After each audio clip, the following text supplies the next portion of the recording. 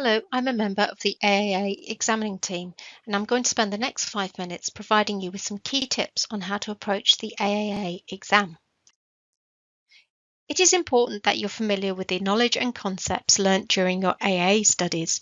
If you're exempt from the applied skills exam, it is essential that you're confident with the areas covered at this earlier stage. If you are unsure about any of the audit knowledge covered at Applied Skills, then it is recommended that you visit the Get Ready modules available on the website. These will test your knowledge and highlight any areas for revision prior to starting your AAA studies.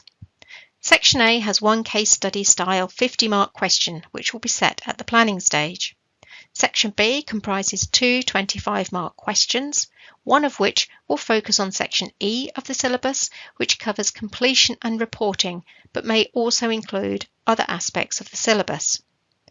The other 25-mark question may cover any area of the syllabus, except for learning objectives from Section E.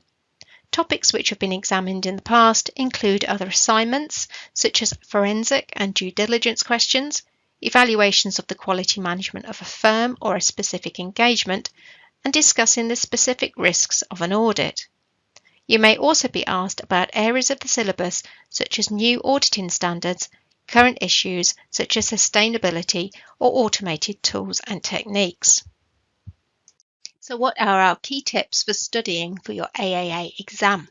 Firstly, you should make use of the ACCA resources in the study support section of the ACCA website.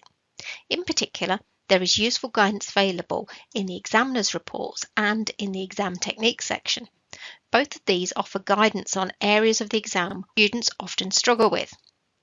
Technical articles are also essential reading, as these are written by members of the examining team and will cover more complex topics or areas which are new, such as current issues.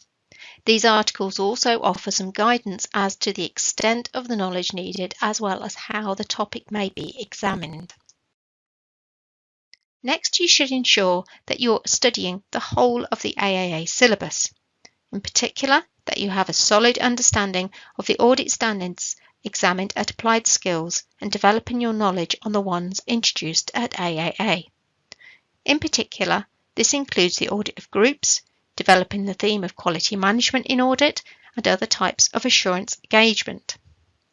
There is a lot to understand and revise, so allow plenty of time before your exam to prepare and gain that vital knowledge. It is advisable for students to sit their AAA exam after having recently passed their SBR exam, because solid financial reporting knowledge is essential to passing the AAA exam. Finally, another reminder to review the technical articles on the website. As the AAA exam has strong links with SBR, it may be helpful for students to understand some of those current issues and developments, so it is recommended to review those under SBR as well. Knowledge alone is not enough. You need to be able to apply your knowledge to practical situations. Use the practice platform to attempt past exam questions. Use your time wisely.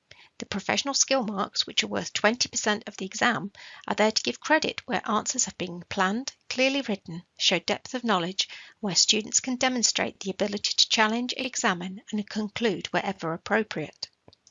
And finally, read and understand the suggested answers. Think about the angle of the requirement. Did you answer it? It is vital that you learn from your question practice. Don't just abandon your hard work without critical review.